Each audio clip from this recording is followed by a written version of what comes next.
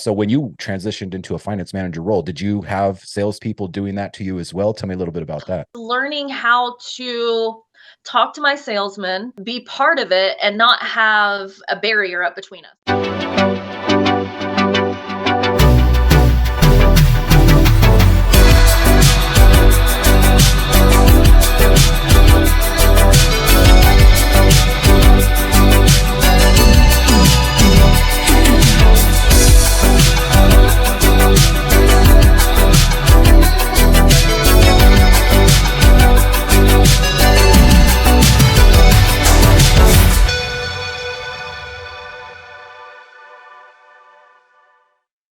Hey, everybody, welcome back to this episode of the Dealership Fixit podcast. And today we're talking about mastering the F&I in the Powersports dealerships with Angela Hieronimus. And she's with Yep. Live Oak Dealer Service. And this is going to be an interesting episode because F&I is in just about every dealership, regardless of the product that you sell. So motorcycles, powersports, marine, watercraft, even RV dealers that may be listening to this. So finance is a very, very big component to the success of a lot of the dealerships that may listen to the show.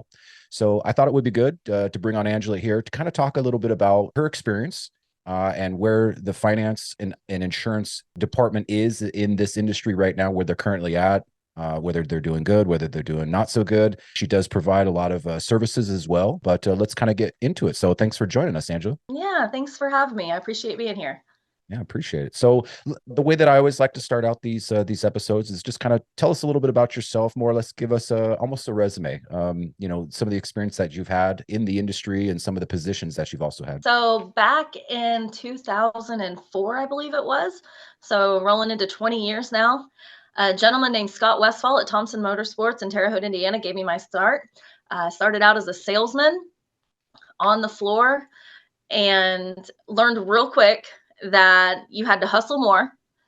You had to be faster walking or running, depending, out to the customer and to make sure that you had all of the customer information that you could possibly need and putting everything together, right? And what I learned at that store was that sales and finance went hand in hand, but me and my finance manager did not get along very well. And the reason we didn't was because I made sure that I rolled appointments every 15 minutes because that's plenty of time for me to get my stuff ready. That I quoted payments over the phone because I could see that the interest rates were somewhere around here, right? And just absolutely made life for my finance manager a nightmare, right?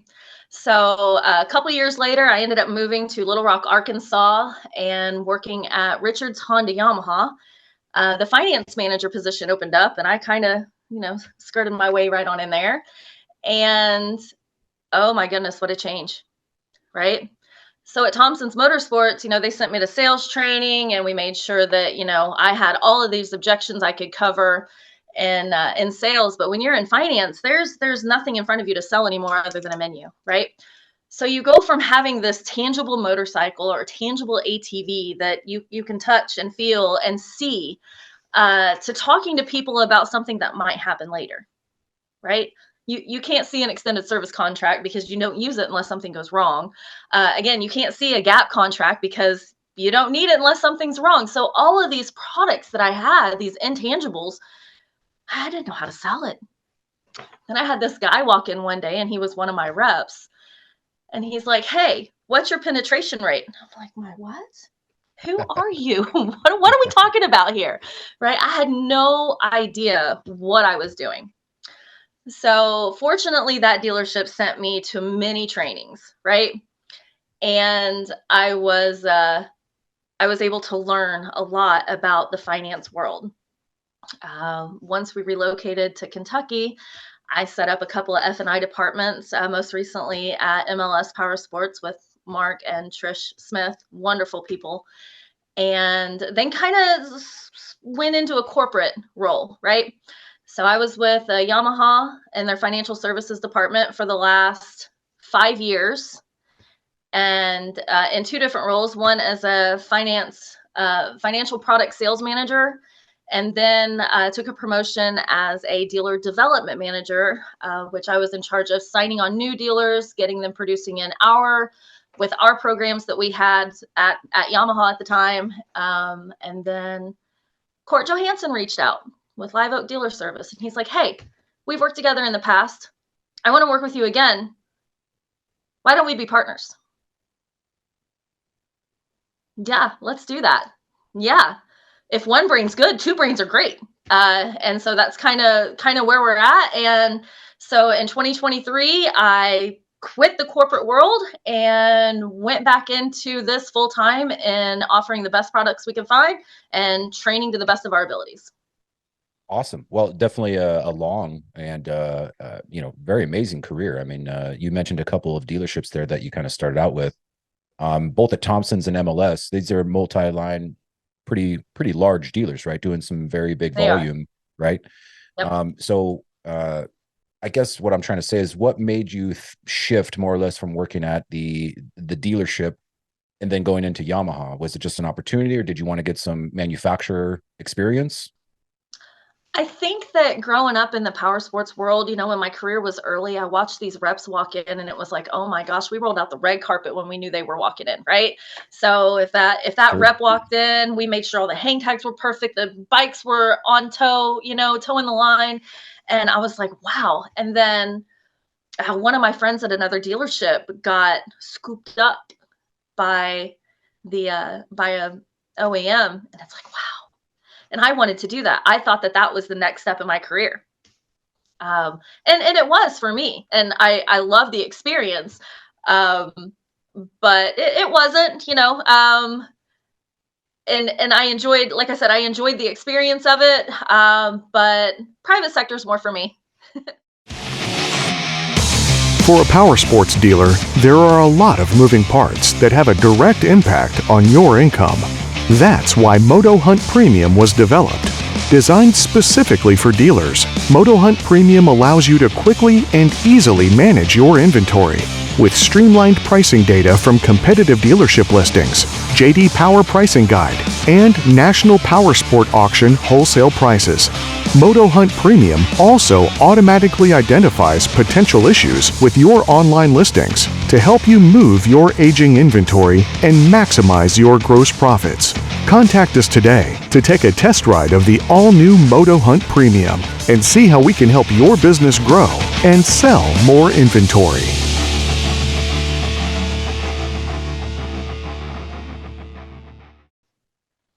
I agree. I've been in the dealerships for a very long time as well. And you're right.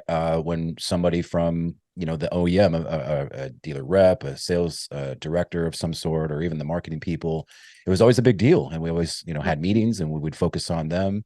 And, until they left, it was kind of like, oh, yeah, donuts. They bring T-shirts. And if you did a real good job, they bring you a backpack. Yeah. Yep. They always impressed every time they showed. Okay, so one thing that I want to just talk about real quick is that your transition from the sales department, you were quoting some payments over the phone, you were making appointments, right? I very much am with you on that one, right? It's kind of a transparency when you're just trying to get the customer to commit, but you admitted that it made your finance manager's life not so easy because, the relationship between sales and finances, well, the finance manager kind of has to take what sales did and build upon that with an additional or bigger estimated payment quote or an additional money down just to sell more back-end products. They don't typically like that when you give it out the door, or you give a payment quote and it's more when they visit with the second person who they haven't built that rapport with. So when you transitioned into a finance manager role, did you have salespeople doing that to you as well? Tell me a little bit about that. Yeah, not only that, but I had to make a phone call to another dealership and apologize greatly, right? So I didn't realize as a salesman kind of what I was doing. And it wasn't that it was just detrimental to the finance manager, but I'm quoting payments on the phone. I didn't have an approval, right? So, and as well as I do, you could have a 6% interest rate or a 24.99, depending on what state you're in. Now, I just picked a random, did the $20 per thousand that we were taught back in the day and just went there with it. And then you have a customer that's expecting that payment. And as a finance manager, half the time we couldn't get there based on the information once we receive it, right? So I had to come up with some new things, and it wasn't industry shocking or anything like that. It was just learning how to talk to my salesman, be part of it, and not have a barrier up between us, right? Um, and we talk about the payments, but it's also about scheduling those appointments, making sure we're not stacking them up, setting realistic expectation for time in your customers and things like that. So we come up with a few different things that we could do. One, if you had that customer that was just dead set on getting a full payment and an out the door price, we don't want to end the conversation and let them just call another store, right? We need to be able to give them information. We want to be transparent. That's what you have to do nowadays, and even back then. But we have to be really payment conscious on what we're quoting. They can't hold us to it because we don't have a finance application with them yet. But if we tell them it's $200 a month and when they come in it's $240, we may lost that deal, right? So you want to give them, if you have to give them anything, then I would let the salesman know we have one or two options. If you feel comfortable with this and you're good with giving a payment range, you give a decent one and then a really high one. So if it's $10,000 out the door, at 8%, it's going to be around a $200 payment on a 60-month contract. Then maybe you would say, we have payments starting at around $200 and they can go up to around $300. And leave it at that. But that's all going to be based on credit, and I don't have that information from you yet. When are you available to come in? I have appointments at 1:15 and 2:45 available today, right? We still wanted to get the appointments set with them, right? We don't want to lose them, but we want to give them the information. We also started putting together a board, right? They would bring in their deals that they've got. I would review them. We made sure we had appointments. We only did one per hour, right? And that way we had room for our walk-ins, and we had a lot more walk-ins in a lot of these stores than, the last few years. It's all been appointments, right? Heck, the stores weren't even open unless you had an appointment there for a little bit. So we wanted to make sure that we all had plenty of time with a customer. Mm-hmm. So we started doing that. For those that financed, and especially if they were in the store, the salesman may take that finance application, right? But they handed it off to me. And the first thing I did was act like I could never read those salesman handwriting. And I'd walk out to the customer, and that's called a customer interview. And we would go over things that are on their finance application. And the reason that's so important is because, one, you're starting to build rapport. Two, you're setting expectations on what the time frames and the next steps in the process and things like that. You're verifying some information.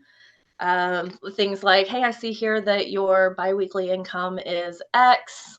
Is there any additional income you want to add to that? A lot of times you can find out if they have a spouse with that question, so that in the event that their debt to income's off, you can see about a cosigner. Like, there's a lot of information that you can get with just a customer interview, but it also starts that rapport building, right? I love that. I love that. So yep. I don't want to gloss over that, because I think that's a really crucial aspect of the sales process when a customer's there. Not to mention, your appointment setting skills and just driving the visit, first of all, because that's where the deal needs to happen, is in the store. But right. you as a finance manager working with your salesperson, you would approach the customer and say, hey, I couldn't really read this. Let me verify this with you. But I mean, what you're really saying is that you're just introducing yourself prior to them right. coming into the finance area, or we call it the box, right? Coming into the finance box. And that not being your first introduction, is that intimidating? Come on in, sit down. I'm across the table from you. Maybe close the door, and we're going to sweat it out for the next 45 minutes while I try to get you to buy products, right? So you're introducing yourself earlier in the process. I think that's brilliant. And I don't think a lot of finance managers, let alone sales managers, do that much unless it's a proactive one, maybe like you were. So that's really, really interesting. I don't want to gloss over that. Let me kind of lead into the Yamaha stuff and kind of fast forward to that. So you've built up this career, sales and finance, at a couple big, volume profitable stores. You move into Yamaha. now you're at this corporate level, you're overseeing, many Yamaha dealers, if not all of them, right? Or regionally. But tell me a little bit about some of the challenges that you see dealerships now, because from your perspective prior to that, you were looking at one dealer and then you had another dealer experience, and you were kind of working closely with them and only them. But now you're overseeing many of them, and now you're this OEM representative walking into dealerships. They may or may not have rolled out the red carpet for you like you used to do for Some them, did, but most didn't. some did. Okay, they still do Yeah, it, right? I think the whole 15-year later, maybe they didn't have the red carpet anymore. I don't really know, but some did. Okay, So I was fortunate enough at Yamaha Financial Services to work with some of the best reps that in the industry, right? And most of them are still there. Some of them have moved on to other ventures, kind of like myself. But it was all about training still. So instead of doing it daily like I did when I was a finance manager, now I had the opportunity to teach what I had learned. Part of what Yamaha taught me was the whole measurable. Everything has to be measured, got it. right? What how many units the dealership sold, at least for Yamaha. I knew how many units the dealership sold, how many applications they run, how many approvals they had, how many this, how many that, how many yes programs that they sold, their gap. Like we had all of these numbers that we could measure. And I'm like, oh, look at this. So when you have measurables and you can see the types of turns that you're getting, you have an opportunity to start making little improvements. We call those incremental changes, right? And to ensure that if you have a goal that you've set, you have to have steps to reach it. So I think that's what Yamaha taught me more than anything else, was that you have to have a goal. The steps that you need to achieve to get there have to be obtainable, even if you have to push out that goal before you actually reach it, and to go after it. But if you don't measure your success, you don't have anything to go on. Okay. I think that's what Yamaha taught me more than anything else. So you had the unique advantage of seeing all of the different measurables across, the Yamaha dealers, outside of the units that they're selling or the contracts through Yamaha that they're selling. Now that you've got this visibility over all these Yamaha dealers, which also carry other brands, I don't know of too many standalone Yamaha dealers. Usually they're with another OEM. I mean, just at the dealer level, what kind of other challenges did you see now that you're at this level, looking at a sea of dealers now across the whole country? So the biggest challenge is exactly what you just said, and it's that they have a lot of OEMs. Okay. They have a lot of them. Most of these stores have between 4 and 10 of some of the biggest OEM names in the industry, right? So the challenge at the store level, especially, is putting together a process that fits all of that. You have scooters to motorcycles to ATVs to side-by-sides, your PWCs. Like you said, some have RVs, some have shifted into other things. Some of them had used cars that they took in on trade that now they're selling. So the finance process itself has to be moldable, but there needs to be a path to move forward, right? So finding a couple of banks that you can put everything through, even if that's not exactly what the end result is, pulling credit at the dealer level is so important so that you know where you can send your customers. So the biggest challenge I saw was having 1 or 2 finance managers that are working with 10 OEMs. Most of them have their own special financing available. Most of them have their own customer cash program available, and the sales managers, the general managers, and these finance managers are trying to keep up on all of these changes, and half of them change mid-month, right? Yep. So that was the biggest challenge that I faced when I was visiting stores, was how am I going to convince these finance managers and these big dealerships to just use my stuff for Yamaha when I worked at Yamaha. And that was the hardest challenge I had. And a lot of it was, hey, we had to have the best programs. We had to have the easiest way to do things. And that's what we strive to do.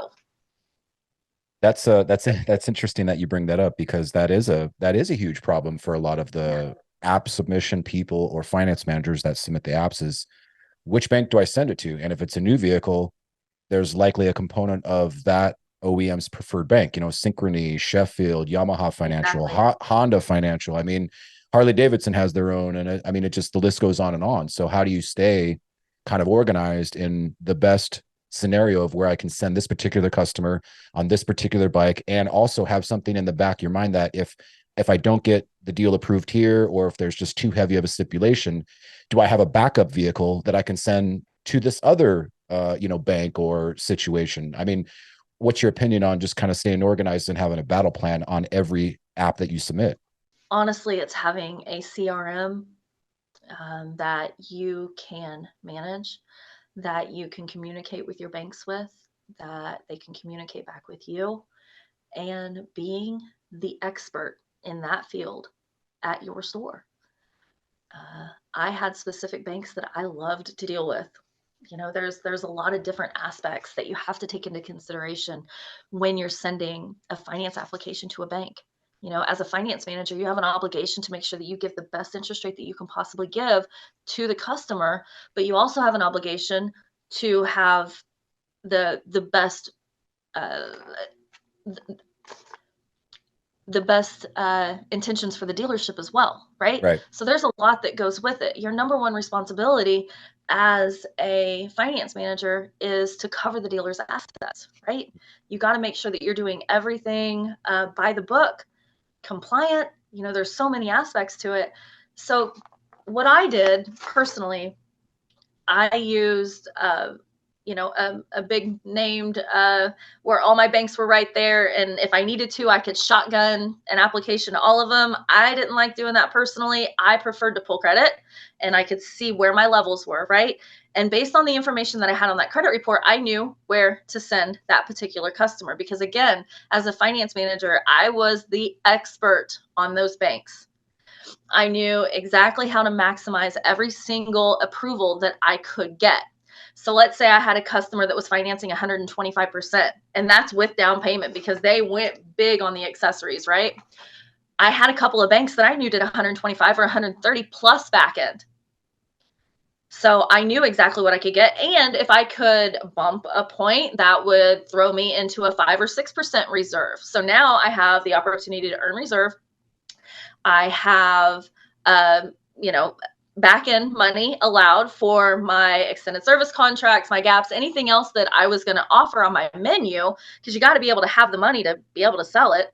Right. And there was other banks that would give me all of that, but I'd have to pick up the phone and call to change the total contract amount out the door. And then they fax me that. I didn't like that, especially on a busy Saturday. So you had to figure out which banks work the best for what you have in front of you. I had some that they allowed me to go up to 85% on a debt to income ratio. Let's roll, right? Yeah. And then others with the same credit score that would be in 40%. So you just have to be the expert on your banks that you have available. You have to constantly be looking for new banks that could give you that competitive edge against your neighbors, and be the expert. Okay, so let's go down that rabbit hole just a little bit more. So you mentioned that you pull their credit. So you're looking at Experian, right? You're mainly pulling it off of the bureau.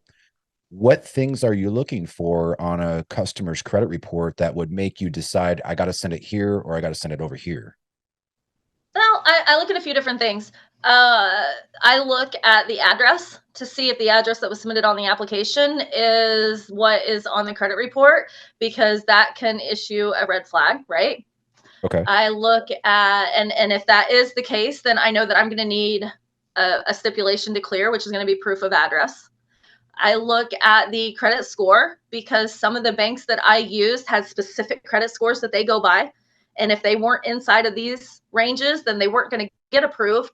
But also, if they were, a lot of my banks had, let's say, 760 and above. Some had 750 to 740. You know what I mean? So they all had their own little box that they stayed in. I looked at their debt to income, their payment to income. I looked at their total credit card debt and their utilization that they have, because at the time there was still a lot of OEMs that had credit card related deals that they had that they could actually, customers could finance on a credit card. That's like I the looked at a 99. lot of those things. That's like the Huh? $99 payment for, ever, right? Those types of programs back in the day. Yeah, back in the day, you could buy 2 4-wheelers and a trailer for $99 a month. Crazy. That's Yeah. right. I think we both, I think we just aged ourselves a little I bit. think we did, but that's okay. That's where our experience comes in that will, be able to reminisce to the younger crowd listening. Okay. So I'll you're never looking at, understand. several things on the credit report. You're kind of making a quick determination just because, you've looked at, Experian bureaus, for years now, and, you're able to quickly kind of identify. So, let me ask you about this. Credit unions, where do they fall into your decision-making factor, right? You've got the big institutions, you got the factory promotional financing, even the $99 back in the day. But then credit unions have become bigger in popularity. Now, obviously, they only service that local dealership, and they probably didn't do anything for you for Yamaha. But, back to the dealer, that's trying to just get the best approval for his customer while getting the most amount of money they can so that they can attach products and services and accessories to the unit that they're buying. Where does the credit union lie into all this, especially in recent years? So my Yamaha folks are going to absolutely hate me as I say this, but credit unions have come out and they are in. They are very much in. They were one of my adversaries when I worked for Yamaha Financial Services. They were a thorn in my side then. But on this side of it, I love it. I love them. Before I started working at Yamaha, I was still in the dealerships, and I called every single one that was around because they were member focused. Mhm. And you could see on the credit report if they already had a loan with them. A lot of times, the local ones anyway would give a percentage off for their second loan. So now I'm way down here. I always got paid a reserve from the credit unions, and if I used their particular products, there was additional steps. So again, it goes back to knowing your banks, looking for those better approvals always, and then knowing how to maximize your calls. But yeah, I love credit unions. Love them. I Yeah. bank with them myself. They've really helped out this industry for sure. And I Very don't much think so. that we would have the kind of numbers that we have without them. I Speaking agree. on that, in your experience over the years that you've worked in the finance role, either with Yamaha or the dealerships, or even now with Live Oak Dealer Service, what would you say is the average ratio of financed deals to cash deals at any given dealership that you've worked with? So back in the day, the last 15 years, cash wasn't really king. We didn't really, want them to pay cash. And back then, when I was doing it, you had probably a 70 finance to a 30 cash. Over the last, especially in 2020, 2021, I feel like those tables have turned more into a 60-40 or even a 55-45 Mm, for cash to finance. And I really believe that a lot of it is people taking money out of their 401ks to pay cash for things. A lot of those trips that they had planned that they would have spent a lot of money on ended up buying a four-wheeler instead. So a lot of that has changed. The credit card world has gotten huge. Back in, 15 years ago, my biggest credit card was 5 grand. It's a more now, right? And so you can get approved for 35, 45, $55,000. You can buy a car on a credit card now and get all of these points and then refinance it with a bank. So there's so many options that consumers have, and those tides have turned. And that's why as a finance manager, it's even more important to make sure you're going over every single product, every single turn, at every single time. yeah. Because if you don't, you don't even have an opportunity. It's making sure you have those relationships with your salesman, like I didn't have back in the day, Hmm. so that they say, hey, Angela, I have a customer coming in. He's planning on paying cash. I haven't given him a total out the door. Do you want to call him? Knowing that we're going to help the deal and not hurt the deal. I had a rule that if they are going to pay cash, let me talk to them first. We even have dealers that are accepting, they do wire transfers now. Yep. That's how people are buying things, is wire transfer. I haven't seen the whole Venmo world take off yet, but I don't think it's far behind, right? And so it's so important to make sure that you're adapting to the changing times, how people are buying things, making sure you have products that suit them. If you have someone paying cash, obviously you're not going to pitch gap to them, right? So you have to be changing with the times too, and making sure that what you have available and what you're going over suits their needs. Yeah. I'm really glad that you said that. And that was kind of where I wanted to go with my question is, lately I'm seeing the same things with the dealers that I work with, other friends and other industry partners that we work with. They're seeing the same things. We're seeing a lot more cash deals. So where are they getting their money from? That's what I want to know. Where's all this money coming from? Well, you Is may it be under the right. mattress?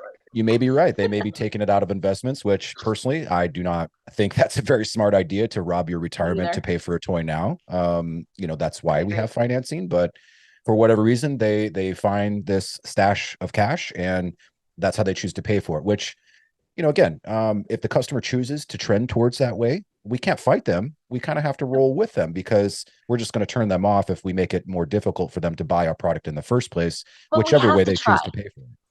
Well, we do have to try. And that's kind of what I wanted to talk to you about, is that, let's say, this 45% or 40% of cash deals that these dealers are now getting in relation to their finance deals. What is a way that finance managers can be more involved in that deal? And this is the culture of the dealership. Take every deal that you can, cash or finance, but we're always going to try to hit them with some products, a warranty, a service contract, of this or that. What is one way that the average finance manager at the dealership can be involved in that deal? Like you said, make a phone call, but help write the deal, so that if we do have to give a cash total out the price, or we do want to accept a wire transfer, what is one way that we can include some back-end products in that overall package? Great question. And I'm going to roll it back just a little bit, because there was actually two questions in there. So the first thing that I would say is finance managers need to get off of their butts and out of their office and onto the sales floor. So that's the first thing they need to do, because they need to see what's going on. They need to have those relationships with their salesmen. They need to have meetings to see if there's anything that they can do to help. They need to have that relationship with their salesmen. So get out of their office, figure out what's going on your sales floor is the first thing. The second thing that I would do is offer cash conversions. And so we have a lot of people paying cash, right? Yep. Where could that money go that may better suit them to either earn more money? I mean, my credit union's offering 5.3% on a 6-month CD right now. I saw another one at 6 point something on a 13-month. Like, where could they put their money where it would make more money, especially if right now I had 0% for 6 months, or I had 4.99 for 60 months? They're going to make more money in other places. So knowing how to do cash conversions, again, that's being an expert in your field and knowing what banks that you can do that may have those lower interest rates right now for those 12 months, 18 months, 24-month ventures. Excuse me. And then having a menu, if you didn't win on the cash conversion, having a menu and going over the menu before they go get their check, or before they bring it in, or even if they're there, before they come into your office. I taught my salesman a long time ago, and I probably not the right way, because I did threaten to break a finger, but I taught them, you don't bring me a signed check that's already filled out. Don't do it. Don't do it. Me and you are going to fight. I threatened to break a finger, but I need to talk to the customer before we finalize a deal, right? Am I good with you bringing in an out the door price? Let's say it's $10,000 out the door. You'll hear me talk about that number a lot. $10,000 out the door. Hey, real quick before you leave, let me get you with Angela. She can write you up a buyer's order. She can give you the final numbers with the VIN numbers, so that you have everything you need to take to the bank to get your cashier's check, which usually means they're financing, FYI. Gives you an opportunity for a cash conversion, or to give a lower interest rate with what you already have. You can ask better questions than what your salesman can usually. But it also gives you an opportunity to go over those added items. Even if you have to do it with, hey, for cash customers, we have a discounted price of X, Y, and Z for these particular plans of these options. Which one do you choose? So it's having your hands in everything that's going on at the dealership. Okay. So that's Yeah. what I I mean, that makes a lot of sense. How much involvement do you have with the sales managers? Because the way that most dealerships operate, as far as I understand it, at least, is that a salesperson or even a digital salesperson, someone who handles web leads and inbound phone calls for customers not there, they usually have to get the bill of sale or the total write up from a sales manager. Do you work a lot with the desk manager as well that writes up these quotes and gives the out the door to these people, or where do you insert yourself Yes, in that process? absolutely. This episode is brought to you by MotoHunt.com, a marketplace for powersports dealers. Hey guys, are you tired of the mainstream marketplaces being slow, bombarded with ads, and let's not even get started on the high cost? MotoHunt's platform is sleek, fast, and makes it a breeze for buyers to find exactly what they're looking for. Which, a better website means more clicks, calls, and leads for your sales teams, right? MotoHunt offers a straightforward one-price solution. No confusing tiers, no hidden costs, and certainly no way for your competitors to out-premium you. Whether you're listing 10 vehicles or 1,000, your subscription stays the same. Visit motohunt.com/dealers. That's motohunt.com/dealers to get started today. So a lot of times those out the door prices, this, that, and the other, salesman, sales manager, desking manager, used manager, whatever, however that particular dealership is structured, whoever gives that total, if a finance manager is available and changing that path to where the finance manager has an opportunity to speak to that customer before they leave or before they write that check or before they swipe that card is super important. And we had a sales manager, a desking manager, and a general manager. And any of those could have done it. But I was like, hey, guys, can you give me an opportunity? If it doesn't take any more time, could we change the path of how we're doing it? Maybe when they go talk to the parts department, could you give me their deal? We use the CRM where it automatically pushed into my inbox. Give me an opportunity to talk to them, please. And a lot of times it was no problem at all. And we have a couple of dealerships where they fight, those finance managers and those sales managers, they just tit for tat. And I'm like, guys, if you would just go get a cup of coffee or a beer together, something, and come to a consensus, you guys would both be making a lot more money because both of you are going to try and sell just a little bit harder. For sure. So you can change a path and have a turn each time. For sure. And, not all of them, but there's a good portion of finance managers out there that make a really, really great living, but yet don't do the things that you're talking about, which is just mainly being proactive and getting on the phone. In my experience, and again, this is just my personal, experience, is that many of the finance managers, they are office bound or they're sales office bound, just submitting applications to dealers, and then when they got a commitment from the customer, they drag them in the box, and they're just between those two places, but yet they don't really do any outreach to the customer. So if I'm hearing you correctly, it's just be more involved in the overall sales process, give yourself the opportunity to talk to that customer directly and pitch your products as a total, whether they're financing or paying cash, so that you kind of set it up for success when the customer comes in and signs on the dotted line, right? So that's a really great tip to kind of keep pressing on a lot of the finance managers out there, because I think there is a little bit of laziness, and I'm not calling anybody out in particular, but I think you know who you are if all you're doing is playing on your phone all day, waiting for that paperwork to come into your office to you, right?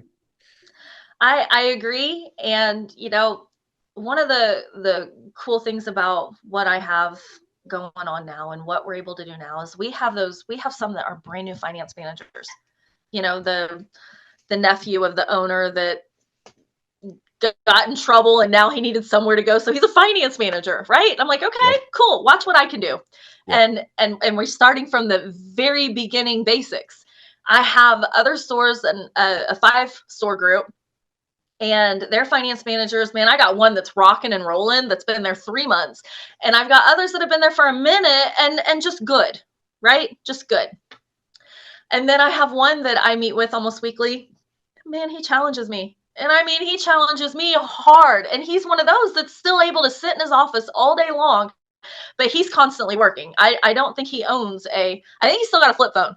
Oh, But I mean, he's constantly working, and I mean, he's rolling through 50 or 60 customers a month, and killing it, and has gone through all the trainings, gone through the Joe Verdes and the Limcos and things like that you and I would know from back in the day. yep. And man, I have to do some Google and some research on YouTube to be able to walk in and challenge him, because he's just that good. I think he's forgot more than I'll ever learn. And so that's what's so unique about what Court and I do is everybody's different. You can't have one plan and walk into a dealership. I can't walk into a store and be like, oh, you need to do this and this and this. I'd probably be kicked out. And if I wasn't, I need to remember that this store's probably been in business longer than I've been alive. Yes. So how am I going to walk in and be like, hey, you need to do things this way? No, let's look at what you got. Where do you want to be? And see if there's anything I can offer knowledge-wise to help you reach your goals. Yeah. Well, I mean, let's go down that vein, right? So, now currently you're a business partner with Court, with Live Oak Dealer Service, right? So you're deeply involved in all things F&I products, all things F&I training, working with dealers directly, maybe indirectly. What more or less inspired you to kind of make this shift to go into the products and training side of the business rather than working in the industry as a Yamaha or dealership rep? I enjoy teaching. I enjoy selling, but I love creating. And on this side, I now have an opportunity to create new products for the industry that maybe we haven't seen before. And that gives me that high that you get when you have a lay down in the dealership, and the 1% that buys everything on your menu that you're calling the bank and having to get an additional approval that you never thought you'd get. Like, that gives me that high again. And so that's the world that I'm enjoying playing in. The newest product that we have out is a payment protection program.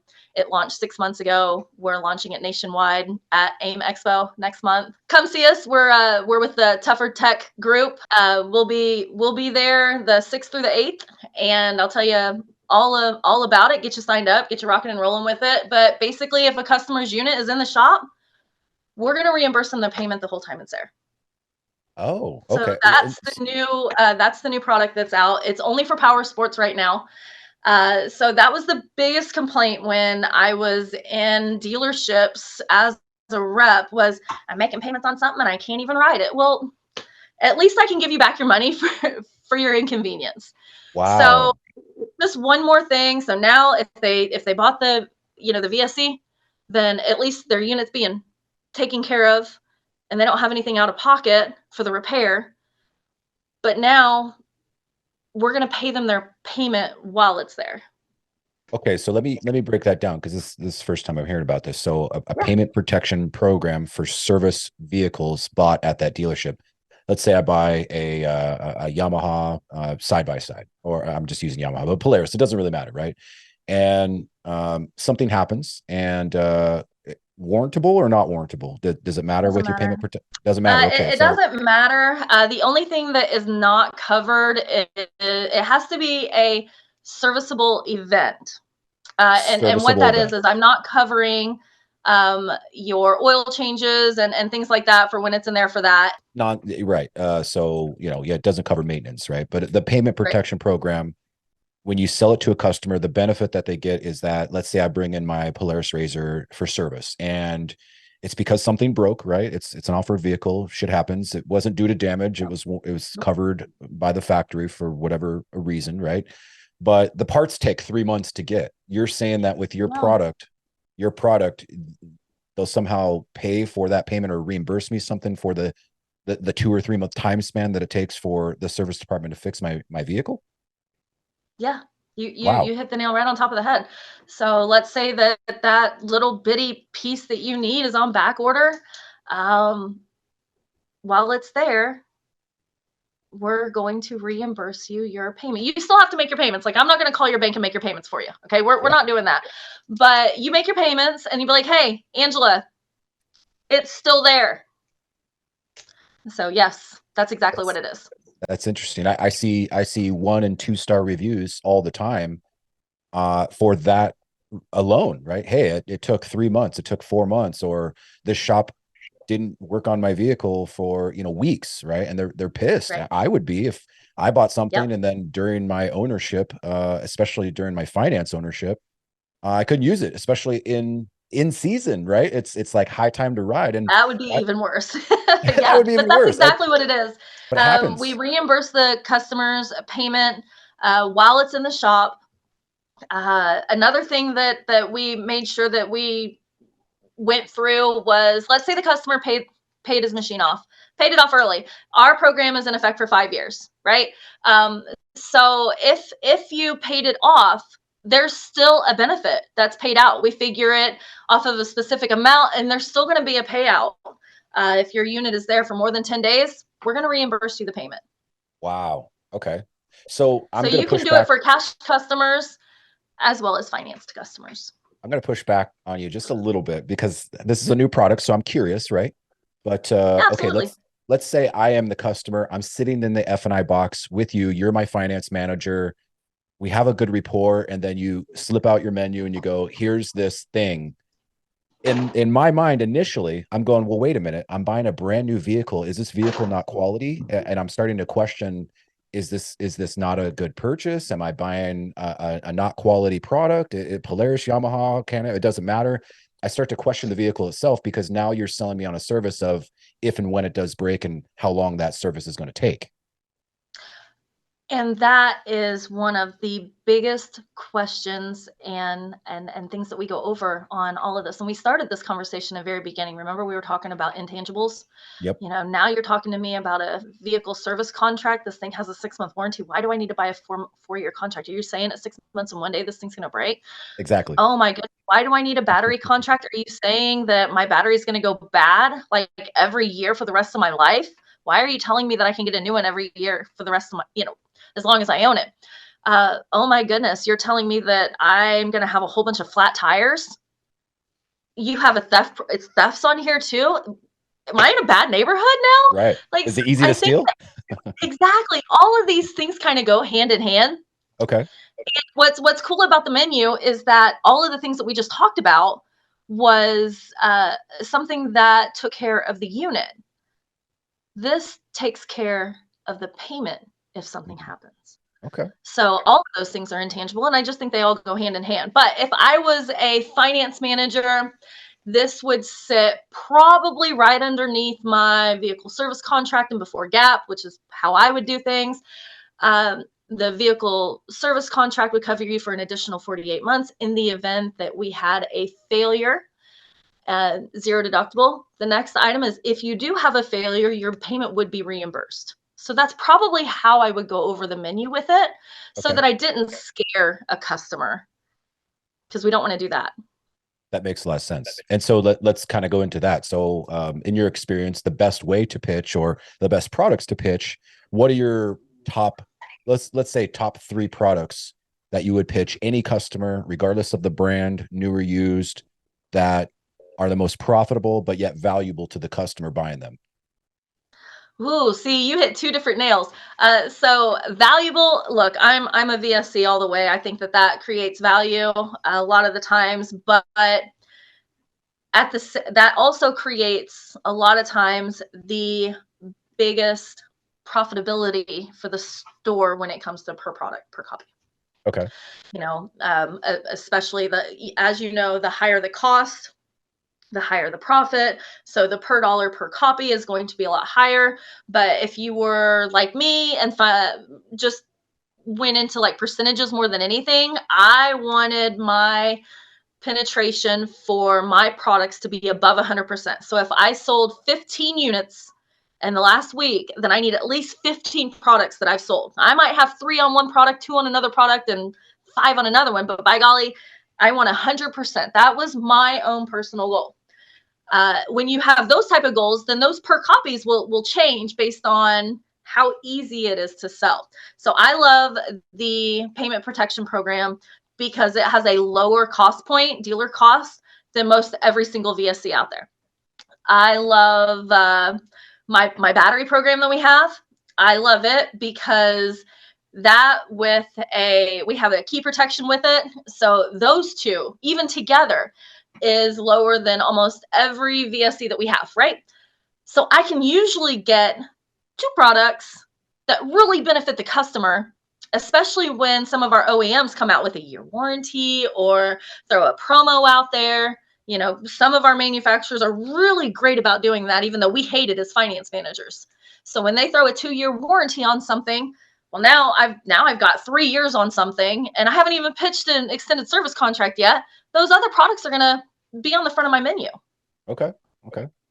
You used a word in there, penetration. So for the non-finance person that is listening to this show, explain a little bit about what penetration means in the F&I role. Yep. So it's your percentage, your percentage. So if you sold, let's do 10 units this week.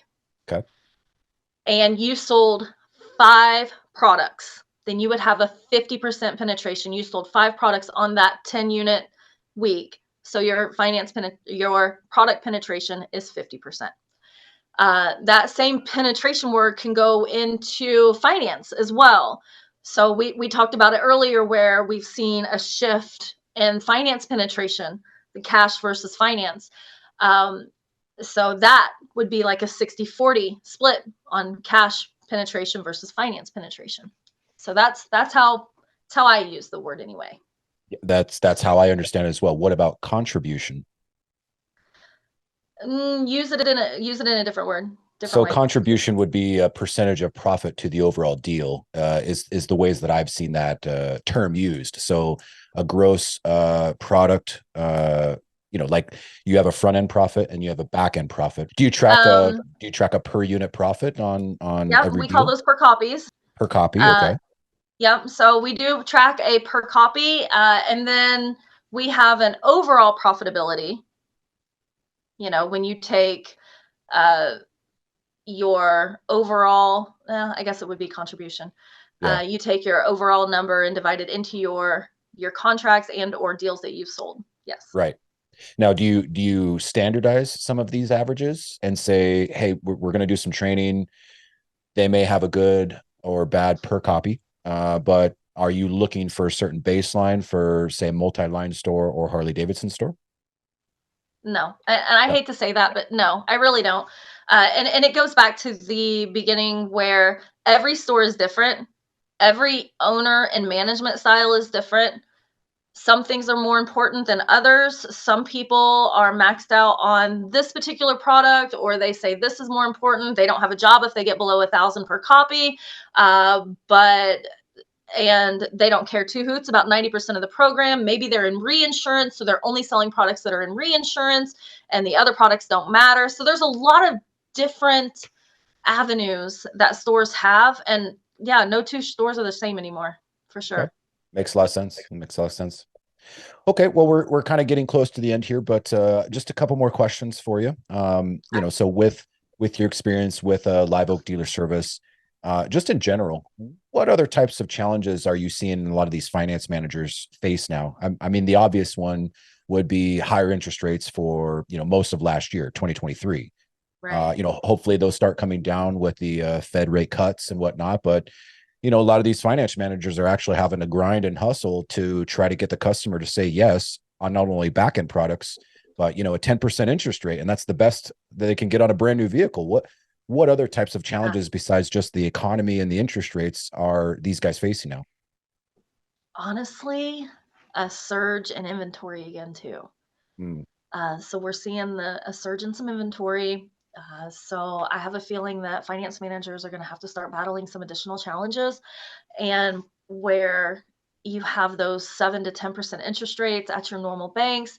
I've started seeing a trend where OEMs are starting to throw subvention money into financing. And when that happens, now finance managers are almost obligated, and especially when customers are asking for it, to finance certain ways, which means that they don't have an opportunity to earn here, or they don't have reserve dollars that are coming in there, or they're capped on how much they can add on the back end.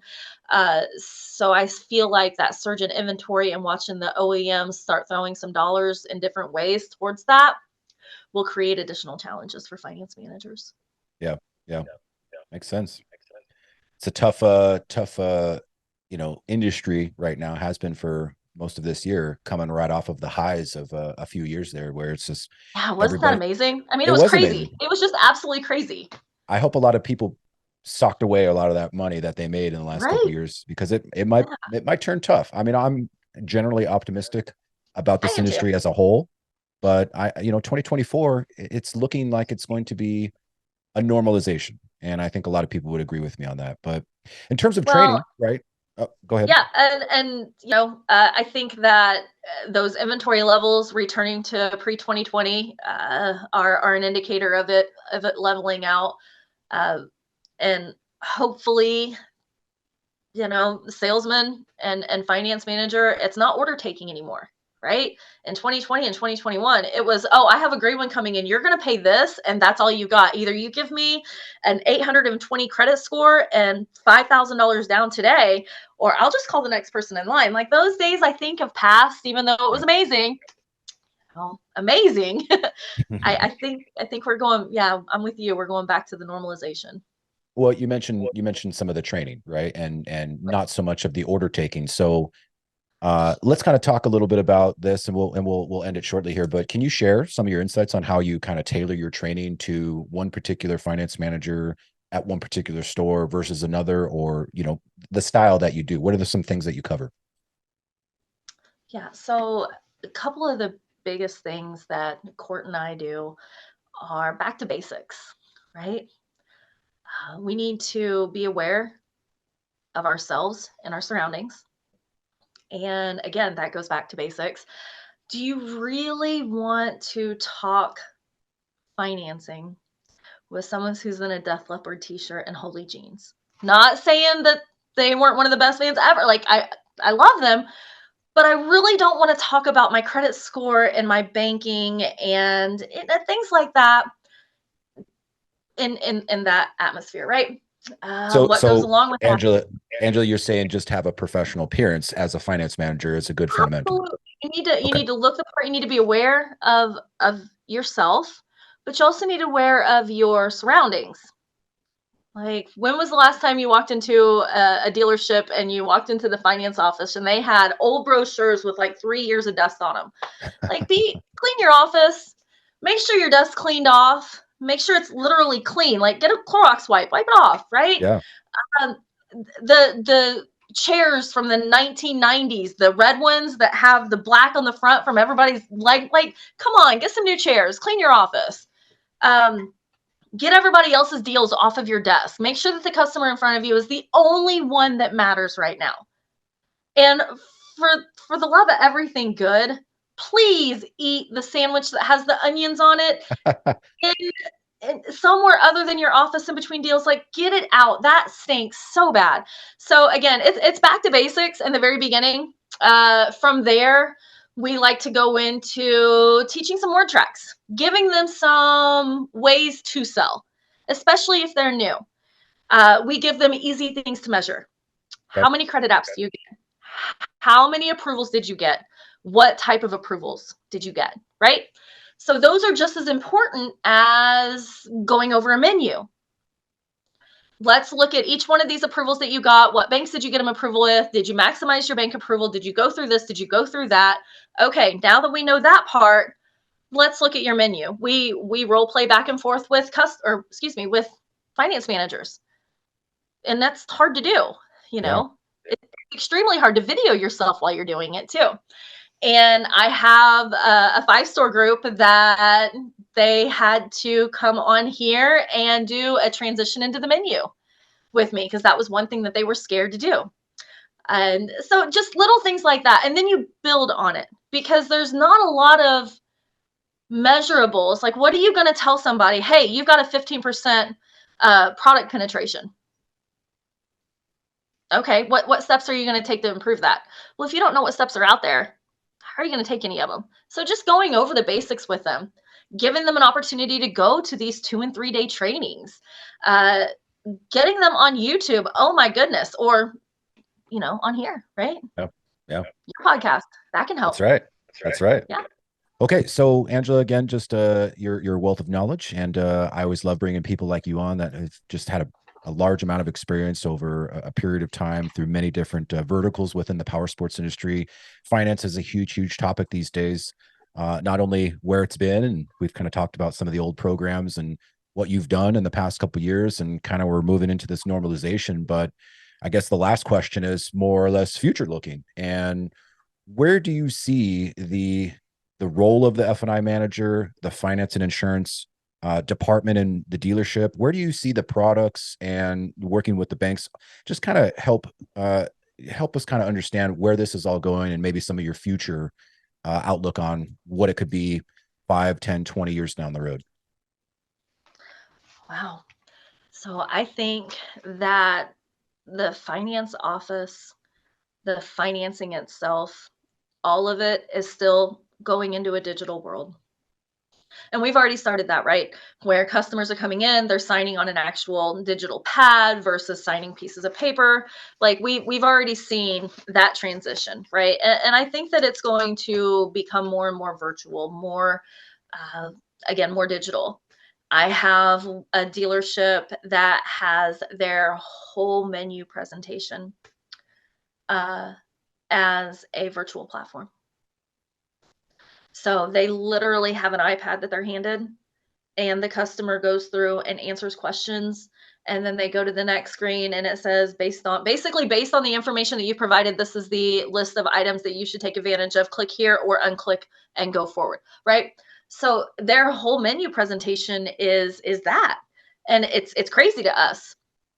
So I feel that this world is ever evolving into that full digital world where our finance managers are going to have the opportunity to talk through screens more and more versus having a customer in front of them to finalize all of these deals. So I agree. I think that's where we're headed. Now, personally, I don't like that. I love being able to shake someone's hand and talk to them and go into all of that. I'm sure that you're familiar. Remember form, family, occupation, recreation, motivation, right? Form, we all know it. I feel like that's going to be harder and harder to accomplish when we go into the digital world. So we're just going to have to learn how to adapt into that. We've had some of the same products out for years and years. I mentioned to you earlier, we have new products coming out. Amplify, which is a payment protection program. I feel like we're going to have to get more and more into those worlds where we find items and products that our customers need based on the new lives we're going into. I agree with you. Yeah, the shift towards digital has been going on for a while, and it's not going to stop. And I think that's more or less because that's what just humans in general, with all of the consumerism that they face online, is going that way for everything, right? I mean, you can order toilet paper from Amazon now; it shows up at your house the same day. But yet, some power sports dealers have not adopted some of this minor technology to even facilitate just a smoother transition from customer looking to customer now engaging. And how can we kind of introduce sooner a payment option, or to talk about warranty programs that are not part of the factory one, or to talk about service contracts. And I only see that technology on dealers' websites getting more involved even before they start building rapport with an actual person, right? And not because that's what I want. That's just what customers want, right? It's that trend. And so being adaptable and making sure that you're staying up to speed with some of the technologies that are emerging through your website or these widgets that get applied to your website. That's just the expectations nowadays, right? But some dealers might argue. Industry expert. Yeah, but be some the dealers industry expert. be the industry expert.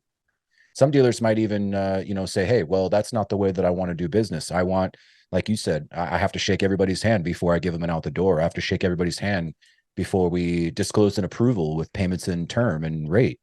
Well, if that's your prerogative, no one's going to tell you how to run your business, but just know that there are some dealers out there that are using products like what you have, and they're using tactics out there that are just helping to facilitate the customer's needs a little bit more virtually. Right. That's kind of way I see it. And when you do that, what you create is a very transparent transaction where customers know exactly what they're getting.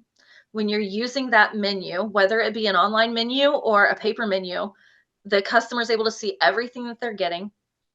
They're not payment packing. Some of my most profitable dealers, they're not doing those things anymore.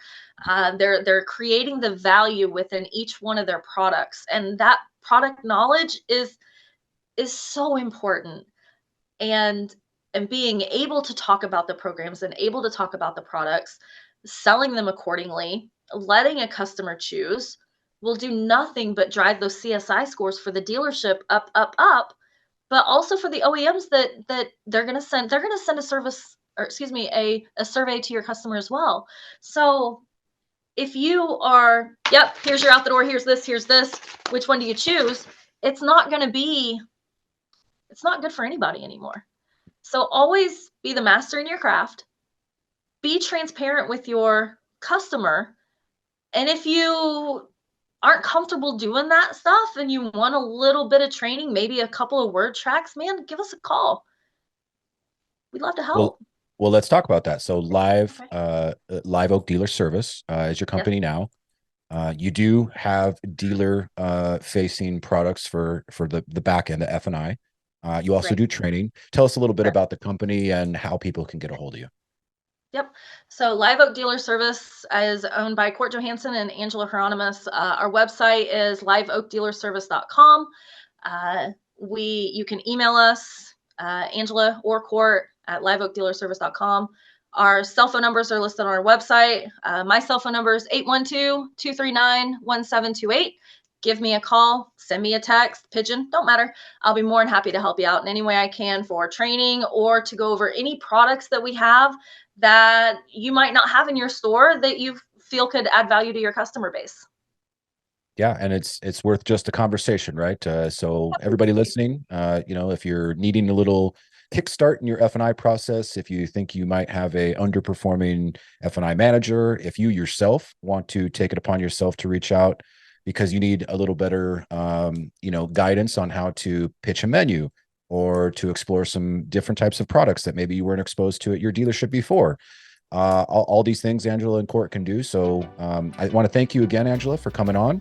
A great conversation with you about the finance and insurance department within the dealership. Every single one seems to have one in a large or small capacity. And so the people like you are definitely valuable in this industry, just kind of putting that information out there on this podcast or your different trainings and just making it better overall. And we really appreciate you coming on. Thank you for having me. All right, cool. Well, everybody, thank you for listening, and we will catch you next time.